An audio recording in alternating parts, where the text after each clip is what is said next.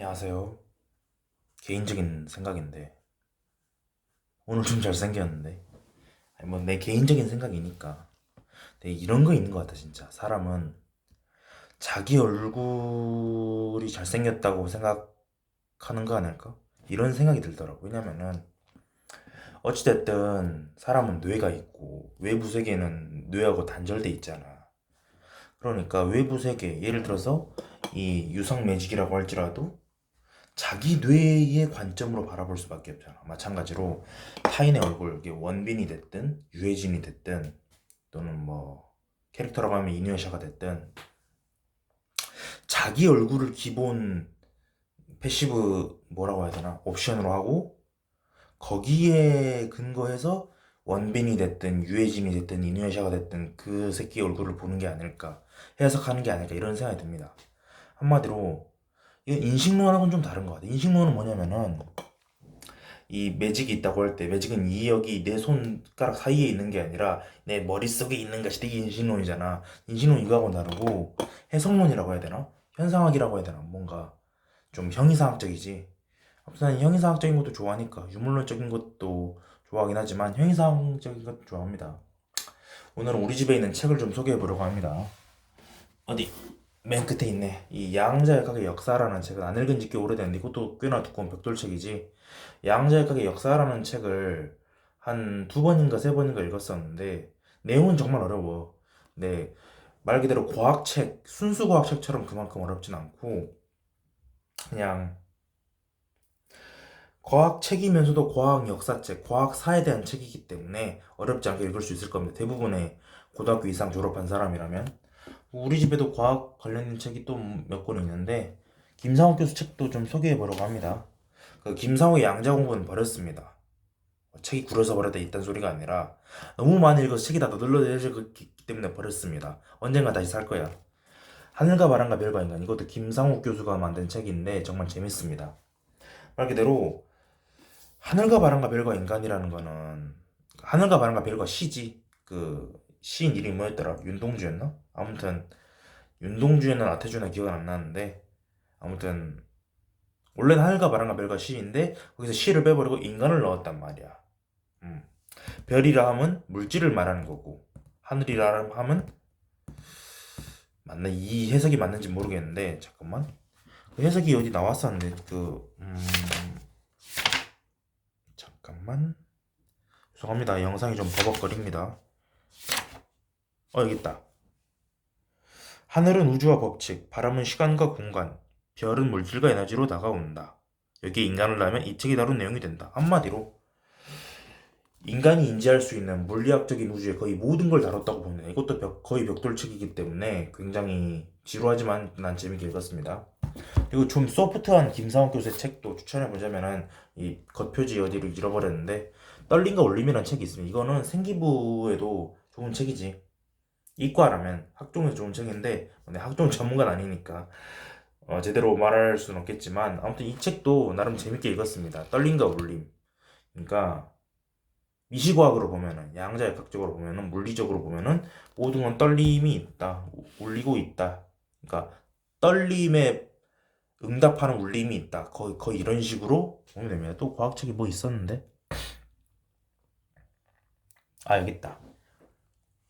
아니, 이 책을 먼저 소개하자. 나 없이는 존재하지 않는 뭐야 세상이지. 이 표지가 거의 다 지워져 버렸네. 이렇게 하면 보인다. 빛 반사로. 나 없이는 존재하지 않는 세상. 양자 물리학 책인데 카를로 로벨리 이탈리아 사람이 쓴 책인데 무슨 말이냐? 세상 모든 건 관계에서 의미를 갖는 거지. 이 빛이 이 책에, 그러니까 광자가 LED 버튼을 켜면은 광자 수십억 수만 개가 여기 책에 충돌하고 내 눈깔로 들어오는 거잖아. 그러니까 내가 없으면은 책이 존재하지 않는다는 소린가? 그건 좀 웃긴 소리긴 하는데 여기에 대해서 나도 아직 공부가 부족합니다. 아직 공부 부족하고 아무튼 다음 책은 처음 만나는 양자의 세계입니다. 최은미라는 사람이 쓴 책인데 이 책도 정말 재밌긴 한데 이 책이 여기 있는 책 중에서 이 책이 제일 어렵습니다. 비속어 쓰면 개 씨발 존나 어렵습니다. 아무튼 이 책은 추천하는 책입니다. 그리고 또 이건 과학책이라기보단 기술책이긴 하지만 박태웅의 AI 강의 2025도 추천하는 책이긴 하지. 이거는 AI 전문가가 썼다기보다도 문화 전문가가 쓴 책이기 때문에 진짜 AI 전문가가 보기에는 아니 겨우 이런 걸 책으로 썼네 이럴 수도 있겠지만 일반인이 느끼기에 AI를 이렇게 상세하게 다룬 책은 거의 없다고 보면 됩니다. 이것도 벽돌책이지. 근데 진짜 벽돌책은 따로 있습니다. 나도 아직 다 독파를 못한 정의란 무엇인가. 얘 존나 씨발 벽돌책이지. 아무 벽돌책입니다. 하지만 우리 집에 있는 벽돌책 중 대표적으로 내 인생을 바꿔준 책이 있다고 한다면 이 몰입 확장판을 빼놓을 수가 없습니다. 몰입은 1권도 있지만 2권 사지 않고 바로 확장판으로 넘어왔는데 이 책도 좋은 책이야. 아니 책을 너무 많이 쌓아 올려놨나? 봐봐. 뭐 어찌됐든 오늘은 별다른 얘기를 하려는 건 아니고 내 이야기를 좀 더 상세하게 해보려고 합니다. 잠깐만, 폰이 무너질려 하네. 난 개인적으로 정말 트라우마가 많았고 슬픔이 많았던 사람이야. 왜 그렇게 트라우마를 쌓아두고만 살았습니까? 그냥 남한테 얘기하면 되지 않습니까? 라고 말할 수도 있어. 근데 나는 그런 환경이 제대로 갖춰지지 않았다고 생각을 합니다. 아빠한테 고1 때, 그러니까 2012년 때, 14년 전이지. 그때 얘기를 해보니까 아빠는 너 지금 부모님한테 관심 받으려고 이러는 거지 이런 식으로 거의 적반하장식으로 나를 모독하더라고. 그래서 아빠하고는 도저히 대화가 안 통한다. 그래서 YMCA 가서 상담도 받아보고 정신과에서 약물 처방도 받아보고 이렇게 아주 힘든 나날을 보냈는데 왜 그렇게 트라우마가 많았냐, 그렇게 힘든 트라우마가 뭐였냐고 물어보면은 나도 실체를 종잡기가 어려웠었습니다. 왜냐면은 언제부턴가 힘들긴 힘들었는데 그게 정확히 언제인지가 명확히 규정되지가 않는다. 머릿속에 기억을 이잡듯이 뒤져봐도 그때 그것 때문이었나? 아닌데. 근데 그게 그렇게까지 상처를 주진 않은 것 같은데. 이런 생각도 들면서 아무튼 복잡해지는 거야, 생각이. 그래서 쌓이다가 터져버린 적도 많았었고 거의 조현병 수준으로 물건 훔치다가 걸린 적도 있었고 막 네이버 카페 아무데나 들어가가지고 성희롱하다 신고당한 적도 있었고 아무튼 그런 막장 병신의 인생을 살아왔습니다. 아무튼 난 트라우마가 많았던 사람이야. 지금은 거의 다 극복을 했고 거의 완전히 다 극복을 했지. 그래서 이렇게 말도 잘하는 거고. 근데 옛날에는 내 마음의 상처를 드러내기가 좀 무서웠습니다. 예를 들어서 나는 지금도 그렇지만 내가 막 나는 돈에 미친 새끼, 여자에 미친 새끼다 이렇게 허세는 부리지만 정작 여자를 진지하게 이성으로서 연인으로서 만난다면은 벌벌벌벌벌 떨단 말이야. 아무튼 여자 공포증이 좀 있습니다. 이것도 트라우마라면 트라우마인데 그냥 가상의 공포에 시달렸던 것 같아. 흔히 우리나라 인터넷 공간 보면은 여자 못 잡아먹어서 안달이잖아. 물론 그만큼 요새는 여자들도 남자 욕 많이 하지만 흔히 우리나라 인터넷 공간을 보면 여자를 많이 욕하잖아. 그거를 보고 나는 어릴 때 뭔 생각을 했냐면은 여자들은 정말 무서운 존재인가 보다. 이런 가상의 공포에 시달렸던 적이 있습니다. 그리고 흔히 중학교 때, 그러니까 초등학교 때, 중학교 때까지 여자들하고 많이 사귀면서 물론 고등학교는 남고였으니까 초중 때만 하고 대학교 때까지 넓힌다고 해도 좀 짓궂은 여학생들 있잖아. 뭐 대학생도 학생이니까 짓궂은 여학생들 있잖아. 남자 모욕 주고 이렇게 비웃는 그런 여학생들이 내 주위에 많아가지고 그런 상황을 계속 겪으니까 좀 여자가 좀 많이 무서워지더라고. 물론 마음속에서는 역시 여자는 좋은 거야 이런 생각을 하긴 하지만 아무튼 양가 감정이 있습니다. 한쪽에서는 여자는 너무 이쁜 것 같아, 여자는 너무 좋은 것 같아, 난 여자에 미친 새끼야 이런 생각 갖고 있지만 나머지 한쪽에서는 여자들이 날 싫어하면 어떡하지, 또 모욕을 주면 어떡하지, 여자들이 날 무시하면 어떡하지, 개 무시하고 짓밟으면 어떡하지, 이런 말도 안 되는 피해 망상에 사로잡힐 때가 많이 있었단 말이야. 그런 여성 트라우마가 좀 있었고 그리고 나는 일진 트라우마도 좀 있었던 것 같아. 내가 일진이었던 건 아니지만 내가 일진이면 트라우마가 아니라 가해 감각이 있었겠지. 피해의식이 좀 있었어. 나는 학폭을 2번 정도 당해봤는데 명시적인 학폭은 2번 당해봤고 그냥 툭툭 던진 학폭은 평생 걸쳐 당해봤지. 그러니까 명시적인 학폭 2개만 말해보자면은 중학교 1학년 때 겨울 때 기말고사 끝나고 마지막 기말고사 끝나고 애들끼리 눈싸움하고 있는데 갑자기 듣도 보도 못한 선배가 눈을 던지는 거야. 그래서 퍽 얻어맞고 개빡치는 거야. 우리가 뭘 잘못했다고? 그래서 이 씨발 새끼가 진짜 이 할만하지 했다고? 응, 너 이리 와봐 이런 식으로 날 패는 거야. 그때 트라우마가 하나 있었고 중학교 2학년 때 그때 체육대회 날이었는데 3학년 여자 선배가 2학년 우리 남자 화장실에 들어와서 담배를 뻑뻑 피는 거야. 그래서 뭐야 진짜 어이없게 이 한 말 한마디 했다고 너 와봐. 안경 내려봐. 씨발 이런 식으로 존나 많이 참아졌단 말이야. 그런 트라우마도 있었고 나는 고소고발 트라우마도 많습니다. 진짜로 트라우마 덩어리 인생을 살아왔어. 하지만 그 내가 전에 말했었지 퓨처 셀프라는 책에서 나온 얘기인데 과거가 인생을 지배하게 내버려 두선 안 된다는 거야. 그럼 프로이트식 사고관이고 그럼 프로이트식 사고관이라고 해서 패배주의는 아니지만 근데 프로이트는 결정론을 주장했으니까 치유하는 게 한계일 뿐이지 그걸 극복할 수는 없다 이런 식으로 주장한 게 프로이트니까. 아들러는 어떻게 주장을 했냐면은 나도 자세히 공부해본 건 아니지만 그냥 주어들은 바로는 아들러는 뭐라고 주장했냐면은 트라우마는 없다라고 주장했어. 실체가 존재하지 않는 개념이다. 무슨 말이냐?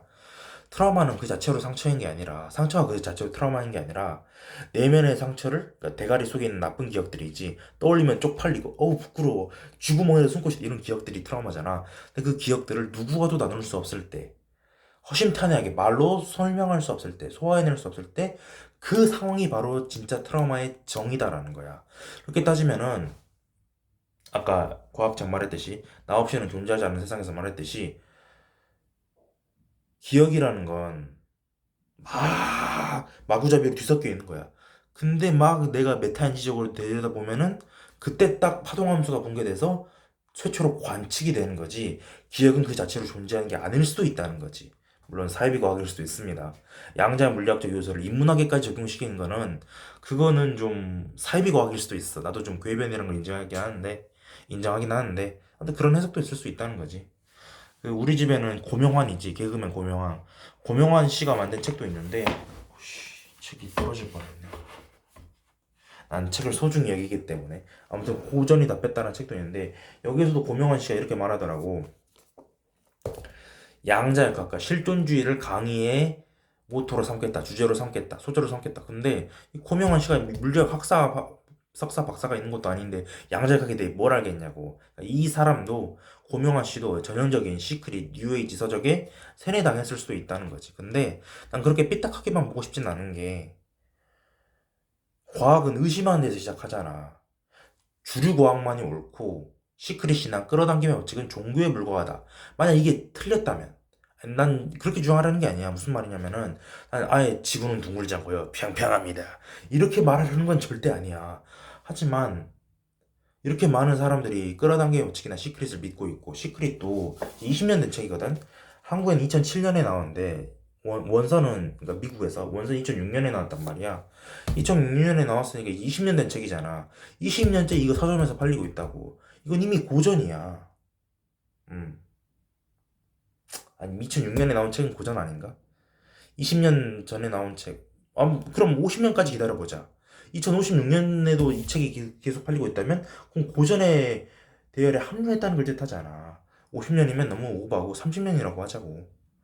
아니면 1세기는 기다려야 되나? 1세기는 기다려야 고전인가? 그건 누가 정하는 거야? 아무도 그런 건 정하지 않지. 물론 이런 건 있지. 아니, 겨우 오래됐다고 해서 고전이라고 할 수 있습니까?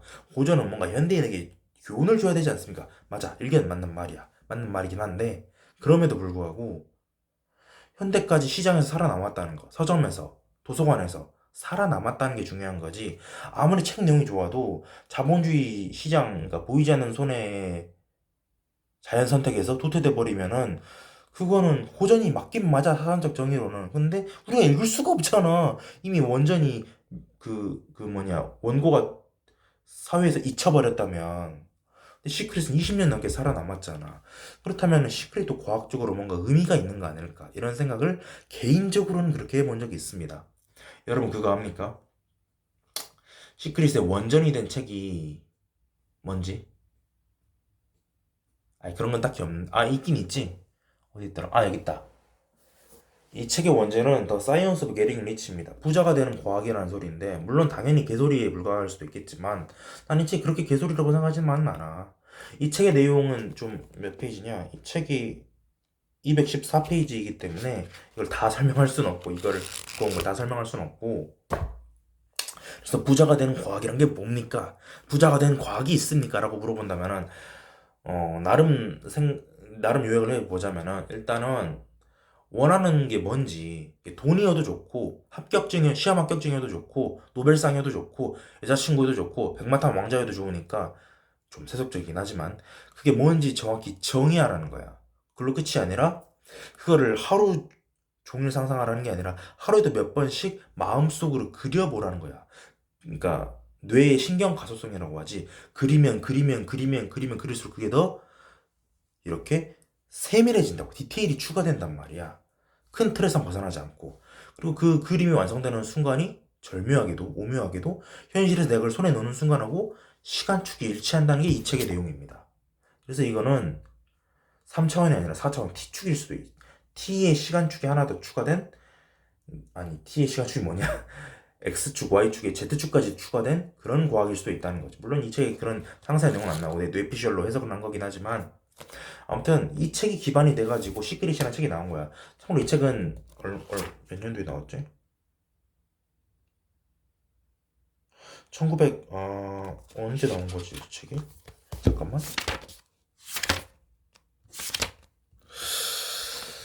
이 책이 언제 나왔더라? 100년 넘었을 텐데. 1910년에 나왔네. 그러니까 2010년에 이 책은 이미 고전의 단계를 넘긴 거라고. 심지어 이 책은 그 뭐냐, 고전 명작 모아놓은 그 세계 문학 전집에도 판본이 있습니다. 2026년이니까 지금이 이 책이 1910년에 나왔다면 이미 116년 전 책인데 아직도 서점에서 팔리고 있다고. 그럼 이거는 이미 고전의 반열에 도달한 게 아닌가. 부자가 된 과학이 정말로 있다면 대부분의 시크릿이나 끌어당김의 법칙이나 자기 개발하는 사람들을 비우는 사람들은 시크릿 같은 소리 하네. 시크릿은 없어요. 상상하다고 다 이루어지겠습니까? 자기 분수를 알아야지. 자기 분수를 알고 노예로 사는 게 진짜 인생이지. 라는 뉘앙스를 가지고 있잖아. 노예라는 워딩은 좀 거친 워딩이긴 하지만. 근데 만약에 정말 부자가 된 과학이 있다면 끌어당김의 법칙이라는 단어 자체는 헛소리일지언정 그 메커니즘 자체가 진짜로 이 우주에 실제한다면 그럼 그 동기부여 뒤집기나 그런 사람들은 나중에 어떻게 지옥을 겪게 될지 나는 정말로 불안하단 말이야. 그 사람들이 불쌍해서가 아니라 나도 저렇게 될 뻔했구나 이런 생각이 드는 거지. 동기부여 뒤집기, 그러니까 그 사람 채널 이름이 동기부여 뒤집기야. 끌어당김 법칙 비판하는 사람이 있는데 그 사람을 그렇게 싫어하지도 않고 좋아하지도 않지만 어쩔 때 보면 좀 안쓰럽습니다. 왜 자기 꿈을 향해 나아가면 되지. 왜 끌어당김의 법칙이 나쁘다고 인정하는 거는 그 사람 가치관이니까 상관없지만 왜 그걸 일일이 저격을 하면서 하와이 대저 때도 저격하고 켈리체도 저격하고 자청도 저격하고 이렇게 자기 개발 자체에 대해서 비판을 하냐고. 그냥 그 사람은 자기도 유료 강의를 팔더라고. 뭐지? 이런 생각이 들더라고. 아무튼 오늘의 책은 이 정도로 요약하면 될 것 같습니다. 부는 어디에서 오는가? 이거는 더 사이언스 오브 게링 리치니까 부자가 된 과학이라는 뜻이고 시크릿은 말 그대로 비밀이라는 뜻이고 물론 나는 이 책 자체가 과학적으로 옳다고 생각하진 않습니다. 다만 이 책에서 말하는 낭만 자체는 정말 좋아한다고 최고로 고생한다고 자기가 원하는 거를 명확히 정의하고 그걸 향해 나아가고자 하는 사람이 잘못되었다고 생각하진 않습니다. 짐승의 영역에서는 오바지만 인간의 영역에서는 맞다고 생각한다고 뭐 그런 거지. 그리고 고전이 답했다 시리즈 이건 2권인데 아무튼 그런 게 있고 몰입도 한번 소개를 했었고 정의란 무엇인가는 내가 또 읽을 생각이고 잠깐만 카메라가 갑자기 어두워졌네. 박태웅의 AI 강의 이건 기술책이고 처음 만난 양자의 세계 이건 진짜 어려운 책이기 때문에 나도 아직 다 이해를 못했습니다. 그렇게 두꺼운 책은 아닌데 중간 수준의 책인데 교양서로서는 최고 난이도의 책이라고 보면 됩니다. 그리고 나 없이는 존재하지 않는 세상 이거는 양자 물리학의 관계론적 해석을 중점으로 정리했다고 보면 됩니다. 떨림과 울림은 그냥 고등학생 읽기도 좋은 책이고 하늘과 바람과 별과 인간은 이건 고등학생 읽기는 좀 어렵습니다. 좀 어려운 화학적인 얘기가 많이 나옵니다. 그리고 양자역학의 역사는 그냥 일반인이 읽기 좋은 책이라고 보면 됩니다. 얼마 전에 책 한 권 샀거든. 거인의 공부라는 책을 한 권 샀습니다. 기록학자인 김익환 교수가 쓴 책인데 뭐 기록학이라는 학문이 있는지는 모르겠지만 아마 교육학의 일환이겠지. 거인의 공부라는 책도 좀 읽다 말았는데 이 책도 한번 읽어보면 재밌을 것 같습니다. 오늘 여기까지 하겠습니다.